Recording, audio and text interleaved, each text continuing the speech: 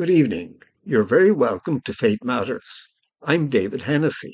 I recently had the joy of sitting down to have a conversation with Luis Alvarez. Luis is better known as Lucho, who was in Ferns giving a retreat on iconography. Lucho is the definition of polyphacetic, a man of many talents. He was born in Chile, where he graduated in medicine from the University of Santiago. He also received a diploma in theology from the Catholic University of Chile and further studies of theology in Paris, Lille, Mater Dei Dublin, and a diploma in catechesis from St. Angela College, ascribed to NUI Galway. He likewise obtained a degree in psychology from NUI Galway and studied iconography in Paris, Cyprus, Greece, and Georgia. He lives in the heart of Connemara and is as Irish as a pint of Guinness, while never forgetting his native Chile. Lucho, it's a joy being able to speak with you. Thank you very much for your time. You're a very busy man. I know you're off to Barcelona, to France, and to Barcelona on Monday. And you've been here in Ferns giving this course on retreat on iconography. Lucho, you've had a very fascinating life. The Lord has done marvels with you, and you've suffered quite a bit. I wonder, would you tell us your story starting from your childhood? Hello, David. Yes, certainly I have a fascinating life, and I am conscious of it, and I am very grateful to God for what I have been experiencing the last 68 years of my life. I was born in Chile originally in 1955, and I am in Ireland since 1980. So, quite fascinating story because as a child, I was in contact very much with Irish people, especially the Irish Columban father that they went to Chile, the missionaries, and one branch of the Columban from the capital Santiago de Chile went to Barranca, the parish of Santa Luisa Marillac, where I was a child and I became an altar boy, and I was serving at Mass with Father Brendan Hackett, who is now, I hope Brendan will listen this. I love you, Brendan. Brendan Hackett is a priest, diocesan priest of Armagh. He's, I wouldn't say your age, Brendan, but after 80, and it was great to be in contact with Irish people. As my granny always told us to the grandchildren that Ireland is a very blessed country. And she always said that when you die, you have to pass in your journey to heaven through Ireland. And she told us that Ireland was one of the chosen countries of the Lord. And she told us that angels were blonde and blue eyes look like Irish people. So we were convinced that the Irish priest, at that time we were 6, 7 year old, they were angels sending from the Lord from Ireland. So in fact my cousin and I, Oscar, who died recently, my age as well, um, he and I we were altar boy, and normally we went beside the priest and we smelled them, and we were totally convinced they are angels. They smell different. You see, I so wonder, did they smell of Guinness or Irish whiskey or what was well, it was different because one of them was a smoker. it? He smoked a lot, so that wasn't really the smell of holiness. You see, it was only cigarette. But anyway, it was something that did really touch my life. Now tell me something. You the other day when we were having dinner, you said that you mentioned something unusual when you were born. Something when your dad received you. That there was no time for the well in your house. You were born at home. Would you tell us that again? Well, it was an experience that I was told many times by my mother, my father, and other people that they were in the room. My mom didn't have time to arrive to the hospital, so I was born at home. And my father was the midwife, he always say. Amazing thing, my father say as soon as he was holding me in his arm, I opened my eyes and I smiled to him. And there were other five people in the room, and I smiled to each one of them. With your eyes opened. Yes, you know very well, children at that age don't open their eyes whatsoever. But the amazing thing was my father say I was so shocked that I nearly Dropped. He nearly dropped dropped you. you to the floor. Yeah. And from that moment, my father was convinced that I was an alien, you know, an extraterrestrial. Oh, he said, this is a Martian. Um, and we grew in that kind of relationship until recently when before he died he we departed saying he said to me we see you in another planet and I told him no you go to heaven which is another dimension. He said well all the Martians they know very well what happened after we die, so we decided to meet in heaven Thank God. in the Thank, right praise time. God. Yeah. Now, when you were a boy, you mentioned the other day that there was a girl who used to play with you, and for I think about 8 years or something. Would you tell us about that? About you? Was an experience that we remember quite well. My cousin is dead by now, but was my cousin, my sister, and I. We played with a little girl that just appeared. A children you don't question. You see, we were quite convinced that she was a new neighbor coming to the place where we live. And I remember she has a curly hair, no blonde as such, but very clear hair. And we prayed for many years, and we asked her one day to tell us her name, and she wrote on the floor in the sand, and she wrote Marie Francois Therese Martin Guerin. Uh, of course, it was a name quite difficult for us to understand. We didn't know the foreign link or whatever. It was years later and years, And much later. how did you record that? How can you still remember it? Very simple because it was a very vivid experience, and we copied from the floor in a paper the name She wrote it in the in the dust, sand. in the sand, Yes, wow, on the ground. yes, and we Oh, copied from there, yes. and I copied a paper which was a corner of a News. newspaper. Uh-huh. And my father took it and he kept that for years and years and years in his wallet. And it was only many years later that we realized that was the name of. Now, sorry, I'm Mm, interrupting you yeah. here because you told me that later on, Mm, when you grew up, you were a devout little boy, you were an altar boy, but you lost the faith. yes, You stopped going to mass, you stopped going to the sacraments, but something happened that still didn't move you, but something happened to do with this little girl that you had played with as a child. yes. Could you talk about that? In the secondary school, I think I went in a crisis of a rebellion. I, I was confused and I didn't really want to know anything about Catholicism or any kind of religion. I just didn't care. I was very good student. I have very good marks, and one day I was pushed to in the class of French classes. I was pushed to by somebody. The teachers say who would like to come as a volunteer and give me the lesson of this week. And somebody pushed me, and I was pushed beside the teacher, You know, and she say, somebody pushed you to put you in front of the class. yes, Hmm. to that was a friend of mine Ah, behind me.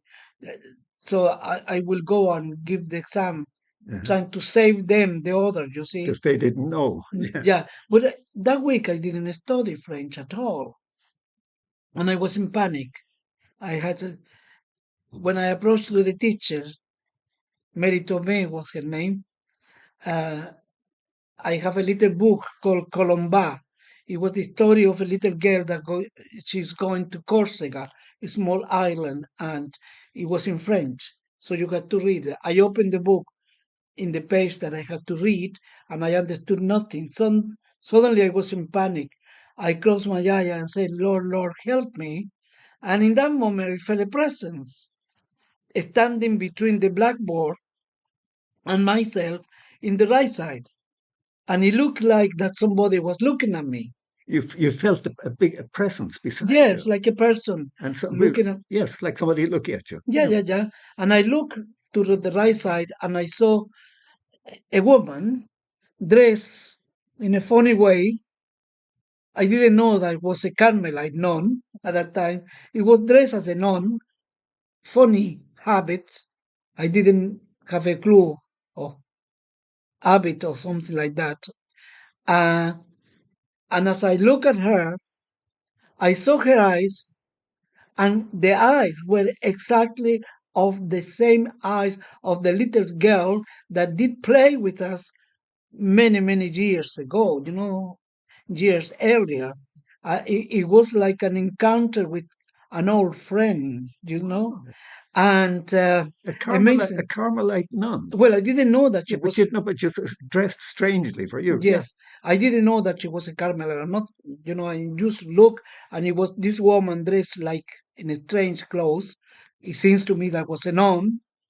And the teacher, I know, I look at the book and I understood everything, and I started to translate and to speak and to read the French lesson perfectly. And the teacher asked me, "Oh, this is amazing! It's amazing!" And she gave me full marks. And as she was giving me full mark, she asked me, "Who is teaching you? Somebody is teaching you." And I look again to the right hand side, and this person beside me look at me and move her head very gently, looking at me direct to my eyes, and very gently and smiling, a beautiful smile. And in that moment, I came back to my teacher and said, yes. I was confused and I didn't have any answer. So the only thing I just say, oh, yes, somebody is teaching me. Praise That God. was in Nice. years later, in my confusion, a friend of mine, Ramon, and I, guide, guided by a parish priest that we went to visit. He became an archbishop in Chile, Patricio Infante, later, much later. And he sent us to visit a group of nuns that they were having an experience of meeting people and teaching people to pray or sharing prayer with them. So we went to a little country place about 40 minutes from my own town Yeah. in the country, and we arrived to a very austere, a very poor house where 5 nuns were living there. Very joyful woman. They have a different kind of habits. But as we were walking through the corridor of the little house was a statue. Uh, and immediately I said to my friend Ramon, this statue was the woman that was beside me. And the nuns, they asked me, do you know who she is? I said, oh, I have no clue. And they say, oh, she is Therese of Lisieux. It meant nothing. And I say, it seems to me that I know her because I recognize her eyes. Oh, she said, and I asked her, would you tell me the name of her? I mean, Teresa Olicio did mean really anything to me. So they say, okay, we give you the name. And I said, one moment, can I read the name that I think she is? And I read Marie-Françoise Therese, Martin Guerin, and they were really laughing and surprised, and they say, that is the little flower or Therese of Lisieux name. Her full name is Marie-Therese? Marie-Françoise Therese. Marie-Françoise Therese? Martin Guerin. Guerin. And that is the girl you were playing with as a child Yes, for years I did. with no idea. No, You were playing with her. Mm. Then, when you were in secondary school, she helped you in a class when you were asked a question in your French French class. class.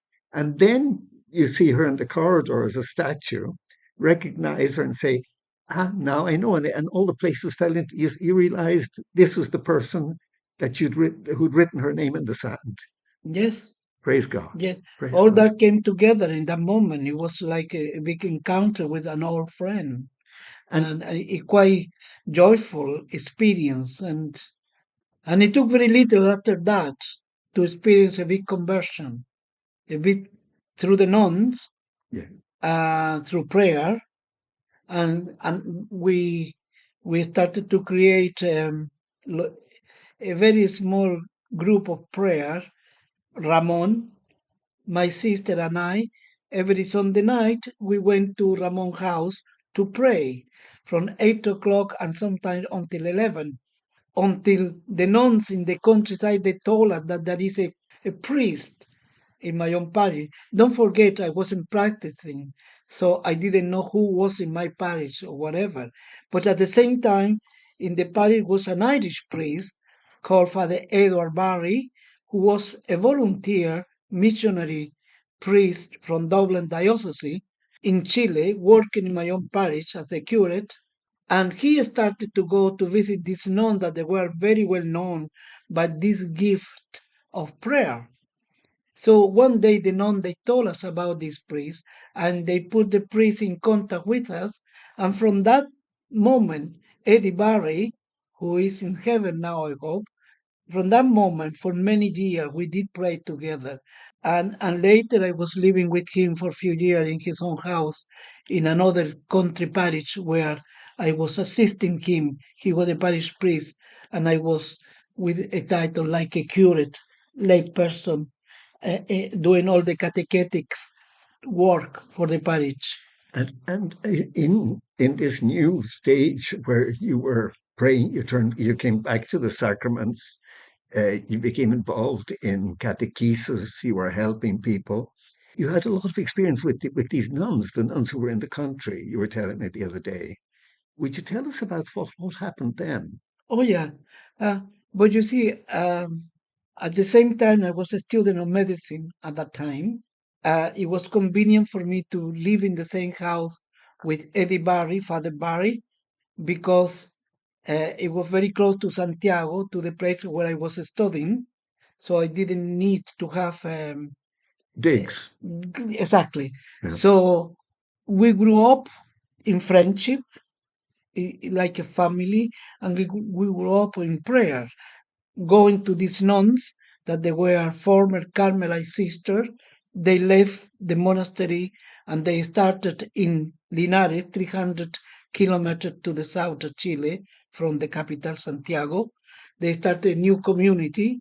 And that community was living really in a very isolated place in the mountains in front of a group of German people that they came to Chile after the Second. Second War. They Yeah. were German Uh-huh. and they were Nazi. And the colony was called, or it is, well, it's called at the moment because it's there, Colonia Dignidad. It was founded by one of the biggest Nazis that we know about then, Joseph Mengele, The butcher, the the the the, the doctor of death, the angel of death. the angel of death, Joseph Yes, Mengele, yeah, the Nazi yeah. who He escaped. He he escaped and he established himself in Chile, in South America, yes. and he established this colony of other Nazis went to stay there, and this called it was called Colonia Dignidad. Colonia Dignidad. So From there, you have 5 colonies in South America: Argentina, Bolivia, Paraguay, Brazil, and Chile. yeah, And they were all formed by Mengele, Klaus Barbie, Martin Ralph. No, Martin, I can't Charles remember. Barbie, the man who was in Paris, the Nazi who was in Yeah. Paris. Well, And and Paul Schaeffer was the main chief in command of the colony. Paul Schaeffer was a pastor, a Protestant pastor, who brought a group of children to Chile with the help of the Catholic Church and and the help of, I suppose, the United Nations. So they went as a refugee to Chile to establish a little colony there. But the colony was became later, when from the very beginning they were Nazi in their way of living. It was like a country inside another country. Wow. And so by this time there had been a coup in Chile, and Yes, Pinochet had, 1973. yeah, I remember very well. And there was a coup, and Pinochet Mhm. took over, and he backed the Nazis. He supported the Nazis. He was very much in line. Could have been a Nazi himself. Well, you see, that colony was used as a concentration camp for the prisoner of Pinochet, and many Chileans, they disappeared there. They were tortured and they were killed by by the Nazi regime plus the military regime of Pinochet And dictatorship. and you were telling me that they did experiments on people Oh, yeah. in that concentration camp. Well, one of the major problems we don't see or we don't know very well what did really happen, but one of the proof things at the moment was that a lot of children were taken and being abused, especially by Paul Schaeffer and by the other leaders. Uh, Abuse took place there, violation of the human rights in many ways. Um, they were specialized in tortures, so I would say the more sophisticated way of torture were they developed there, and we know that it's quite proved there was a lot of the genetic engineering taking place with cloning, not only animal but as well human beings. And tell me, Lucho, what was your connection to this place? It would have to do with it was very near the nuns' convent, those nuns you just spoke about a few minutes ago. Would you explain the connection and what happened? What happened between the nuns and this Nazi colony and yourselves? Well, what happened is that at the noon they are living in front of this colony, the Mother Superior, Paulina Camus, who was the sister, family sister of the bishop in that region, Carlos Camus, who started to denounce all these things. The nuns became the witnesses of the talk with prisoners, They were Chilean. they were witnesses. They were so near. They knew what was Oh going yeah, of on. course, yes. So they started to talk to the bishop. The bishop started to denounce things. He was one of the first bishops to stand up and say to Pinochet, no, you have a dictatorship which is something criminal. And tell me, what was And Pinochet's reaction to the bishop? What did he do? well, the reaction, we don't know personally what was the reaction of Pinochet, but we know the reaction that the Nazi they took against the bishop. They could not damage the bishop, but they started to persecute the nuns. Because his sister, the bishop's sister, was the superior of that group of nuns. One of the reasons. The second reason is that they were witnesses. So the bishop will know by first hand the Firsthand, everything that was going on in the exactly, colony, because exactly. they were right physically beside it. They were near, right near As the convent. as the colony, Dignidad colony became a concentration camp for Chilean prisoners, the convent became a center of refuge for people persecuted in all that area. For example, many girls pregnant, their babies were taken from the colony, they disappeared. Many of the girls went to have their baby in that colony hospital, and they were told that the baby was dead. So babies were disappearing constantly. So the nuns started to denounce all that kind of thing. And the German Nazi, they started to buy the land of all the country people, and they started to grow To extend, to extend in their colony until they arrived to the convent that they couldn't move the nuns. the nuns wouldn't sell. No. I'm afraid that's all we have time for today. Don't forget to tune in next week at 8:30 to hear what happens next between the Nazis and the nuns, and how Lucho became a target of both the Nazis and the Pinochet government. You won't want to miss it.